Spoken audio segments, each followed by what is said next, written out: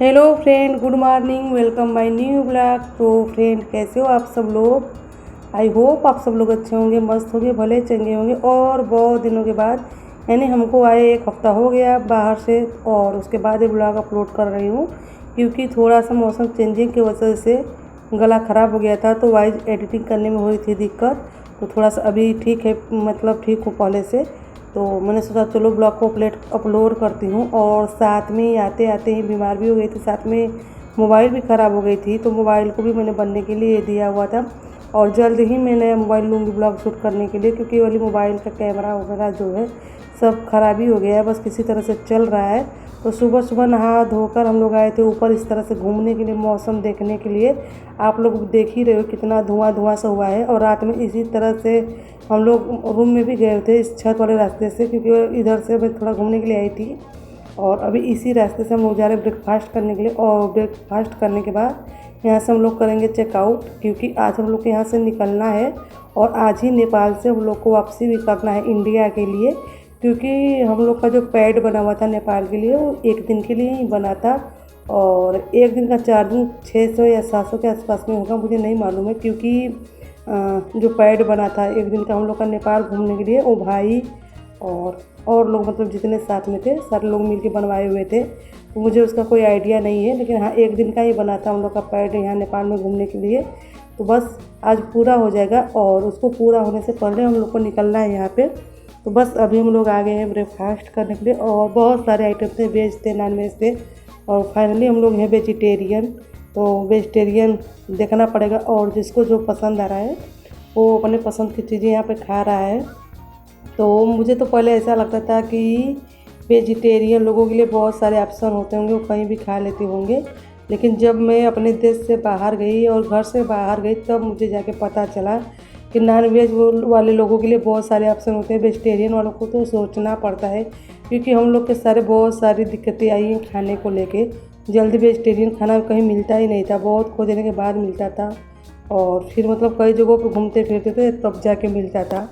तो अभी भी हम लोग अपना नाश्ता कर रहे हैं, और नाश्ता करने के बाद यहाँ से निकलेंगे। तो सबसे पहले मैंने सोचा है मैं चाय पी लूँ। चाय वैसे मैं घर पे नहीं पीती हूँ, लेकिन बाहर निकलती तो अचानक मुझे चाय चाहिए, क्योंकि सर जल्दी पकड़ लेता है, तो चाय पीने से थोड़ा मिलता है आराम। तो मैंने लिया सैंडविच, थोड़ा सा फ्रूट, सब्जी, पूड़ियाँ अभी नहीं थी। तो सिस्टर ने बोला कि जब गर्म पूड़ियाँ आएंगे तब ले लेना। तब तक मैंने सैंडविच को ट्राई किया। सैंडविच जो था ठीक था, मतलब मैं जैसे बनाती हूँ मुझे वैसे नहीं लगा, लेकिन हाँ ठीक था। और यहाँ पे गरम गरम पूड़ियाँ, चाय और सब्जी। तो मैं यहाँ पे करती हूँ ब्रेकफास्ट, और फिर उसके बाद हम लोग को निकलना भी है।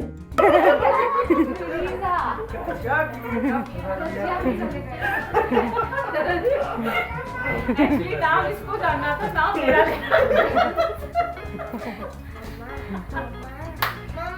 कुछ दिन में इंडिया में आपको शिफ्ट करेगा नेपाल से।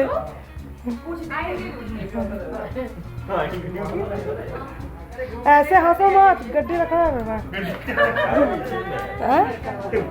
उस टाइम पे, घूमने टाइम पे।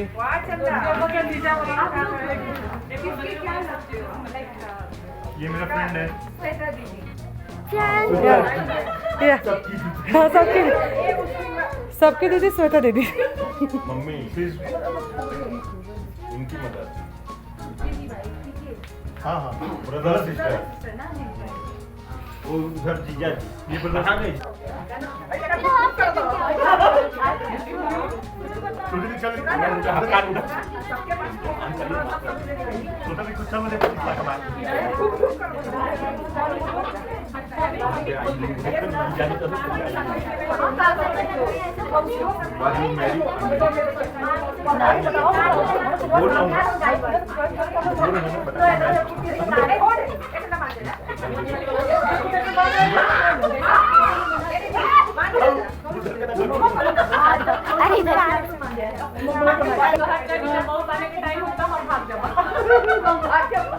तो फ्रेंड, हो गई बहुत सारी बातें, और नेपाल आते ही हम लोगों ने बना लिया अपने लिए एक नया फ्रेंड। और उनको हम लोगों ने प्रॉमिस किया हुआ है इंडिया घुमाने के लिए।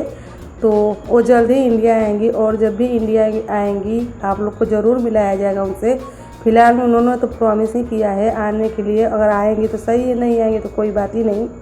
तो बस वहाँ से मिलने के बाद हम लोग निकल गए घूमने के लिए। और आज हम लोग घूमने वाले हैं कन्यम, यानी नेपाल में हम लोग आज कन्यम घूमेंगे। और जिस रास्ते से रात को हम लोग गए थे पूरा धुआं धुआं हुआ था, सारी शॉप जो थी वो बंद थी और कुछ रास्ते में दिख नहीं रहा था। अभी मौसम साफ़ होने की वजह से सब कुछ अच्छे से दिख रहा है और मतलब थोड़ा साफ़ ही मौसम है। थोड़ी ही देर में यहाँ पे धूप, थोड़ी देर में बारिश, थोड़ी धूप में पूरे बादल छा जा रहे हैं। तो मौसम के बारे में कुछ ज़्यादा नहीं कर सकते, लेकिन जितनी भी यहाँ पे दुकानें रात में दिख रही, मतलब इस टाइप की दिख रही, सारी की सारी रात में क्लोज हो गई थी, जिसके वजह से और ज़्यादा अंधेरा हो गया था। और जैसे जैसे हम लोग पहुँचे थे वो तो दिखाई ही थे आप लोगों को। तो बस अभी हम लोग यहाँ से मतलब होटल से कन्यम की दूरी 1 से 1.5 किलोमीटर के रेंज में थी। तो बस यहाँ पर हम लोग आ गए कन्यम घूमने के लिए। और कन्यम का व्यू आप लोग देख सकते हो कितना अच्छा है। यहाँ पे मतलब आते ही एक अलग सा फीलिंग अपने अंदर आ गया है। बादलों के पूरे बीचों बीच में इस तरह से यहाँ का जो मंजर है आप लोग देख सकते हो। ऊपर से पूरे नीचे के जितने भी शहर हैं उसको हम लोग देख सकते हैं। सेल्फी पॉइंट के लिए कन्यम का जो पीछे बोर्ड लगा है उसको भी आप लोगों ने देखा ही। और थोड़ा यहाँ पे रील बनाए गए, थोड़ा यहाँ पे मस्ती की गई, थोड़ा यहाँ पे फ़ोटो क्लिक हुए और साथ में ही नेपाल को हम लोगों ने देखा है यहाँ से। तो कुछ इस तरह से देखते हुए फिर हम लोग को यहीं से जाना था। इसके पास में एक जगह और थी, वो रिटर्निंग टाइम में थी, यानी कि जैसे होटल से हम लोग आए थे वही उधर के साइड में हम लोग को रिटर्न करना है। तो जैसे हम लोग रिटर्न करेंगे वहाँ पे भी और चीज़ें दिखेंगी। तो वहाँ पे भी हम लोग जाएंगे। जहाँ पर चाय की बहुत ही बड़ी बागान है। तो यहाँ पर हर जगह पर चाय की बागान आप लोग देख सकते हैं। जहाँ मतलब जितने दूर तक नज़र जाएगी या जितने दूर तक मेरे कैमरा जाएगा उतने दूर तक चाय का जो बागान है वही दिखेगा। तो अभी आकृति ने यहाँ पे बनाया रील, और इसका रील बनाने के बाद हम लोग निकलेंगे क्योंकि सारे लोग अच्छे से घूम फिर लिए थे। और इधर आकृति कैमरे में कर रही थी डांस, और कैमरे के पीछे मतलब कर रही थी ये डांस, जिसको मैंने यहाँ पे लिया हुआ है। तो अभी हम लोग निकलेंगे कन्यम से और अभी हम लोग जाएंगे, मतलब हम लोग जाने वाले हैं जहाँ पे, वहाँ पे ले चलूँगी जहाँ चाय का बागान है और उसकी ऊंचाई काफ़ी ज़्यादा है। तो बस यहाँ पे थोड़े से फैमिली के साथ चल रही है मस्ती मजाक, और मस्ती मजाक करते हुए हम लोग पहुँच गए मतलब जहाँ हम लोग को जाना है वहाँ पे थोड़ी ही देर में। तो मम्मी वेट कर रही थी यहाँ पे बैठ के, क्योंकि बहुत देर से हम लोग घूम फिर रहे थे। तो बस अभी निकले हैं यहाँ से और पहुँच जाएंगे वहीं पे जहाँ पे जाना है, जिसकी दूरी यहाँ से मात्र 500 मीटर के पास है। और इस तरह से हम लोगों ने पिक्चर अपने निकलवाए हुए थे कन्यम के पास में। तो इसको अभी हम लोग देख रहे हैं, और इसके कई सारे कापी बनवाने होंगे, क्योंकि एक कापी से अलग अलग कापियाँ मतलब बनवाएंगे और उसके बाद फिर ले लेंगे हम लोग। तो अभी कन्यम से निकल गए और आप लोग देख सकते हैं कि बादल किस तरह से छाए हुए हैं पूरे रोड पे। एक आपके सामने बादल दिख जाएगा जो कि हम लोग कभी नीचे होते हैं, और बादल काफ़ी ऊंचाई पे होता है। उस बादलों को हम लोग आज अपने पास अपने हाथ से मतलब छू नहीं सकते, लेकिन अपने पास से गुजरते हुए देख सकते हैं। तो अभी हम लोग जा रहे हैं चाय का बागान देखने, जो कि इस पहाड़ी के ऊपर है। तो रोड आप लोग देख ही सकते हो कितना नीचे है और पूरा धुआं धुआं ही हो गया है। अभी थोड़ी सी ऊंचाई पर आई हुई तभी रोड दिखना बंद हो गया है बादलों की वजह से। अभी हमको आधी ऊंचाई आई हूँ और आधी ऊंचाई और जानी है। तो जैसे जैसे मैं ऊंचाई पे जा रही हूँ वैसे वैसे जो नीचे का रोड है वो बादलों से ढकता चला जा रहा है, मतलब कुछ दिखाई नहीं दे रहा है। आप लोग देख ही रहो, और देखने में काफ़ी अच्छा भी लग रहा है। तो बस रात का जो मौसम था कुछ ऐसा ही था, पूरे बादल से घिरे हुए थे, पूरे कुहासे की तरह, जिसकी वजह से रास्ते दिख नहीं रहे थे और जाने में उनको हो रही थी दिक्कत। तो बस अभी हम लोग गए ऊपर जहाँ पे कि पूरे चाय के बागान है। तो यहाँ पे कुछ सेल्फी लिए जाएंगे, कुछ रील बनाए जाएंगे, और कुछ अपने ब्लॉग के लिए मैंने क्लिप को भी शूट किया हुआ है। बस ये सारी चीज़ें करने के बाद हम लोग फिर से चलेंगे नीचे। तो यहाँ पे बच्चों की चल रही है सेल्फी फोटोग्राफी सब कुछ, और एक तरह से सेल्फी पॉइंट ही है।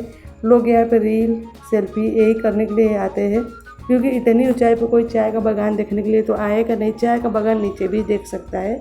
हाँ, सेल्फी के लिए काफ़ी अच्छी जगह है।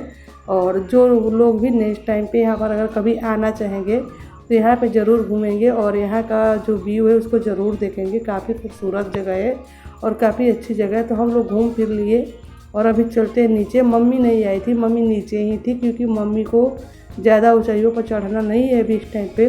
तो जहाँ ऊंचाइयाँ चढ़नी है वहाँ पे हम लोग मम्मी को नीचे ही रोक दे रहे हैं।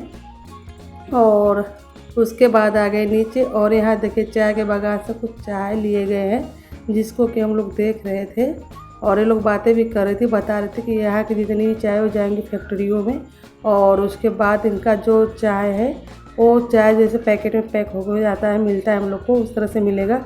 और चाय का जो थर्ड क्वालिटी लोअर क्वालिटी जो होता है वो हम लोग के पास में आता है। ये तो सारी बातें सबको ही पता है, मुझे बताने की ज़रूरत नहीं है। तो उसके बाद भी लोग चाय के बागान देखने के लिए कितनी दूर तक चले जाते हैं। तो बस अभी हम लोग का नेपाल का टूर जो है आज यहीं तक ख़त्म होगा। अब इसके बाद हम लोग जाएंगे आज दार्जिलिंग और 2 दिन का ट्रिप जो है हम लोग का दार्जिलिंग का होगा। तो बस रिटर्न उसी रास्ते से फिर से हो गया जिस होटल से हम लोग चेकआउट किए थे। और हमारी जो फ्रेंड बनी हुई है, मतलब हम लोग की जो फ्रेंड बनी हुई इस टाइम पे, तो बस हम लोग सोचे कि जा रहे थे, एक बार फिर से मिलते हुए उनसे चले, पता नहीं फिर कब मुलाकात होगी नहीं होगी। और जब वो उनको इंडिया आना होगा तब आएंगे। फ़िलहाल भी एक बार और फिर से मिलते हुए चलते हैं।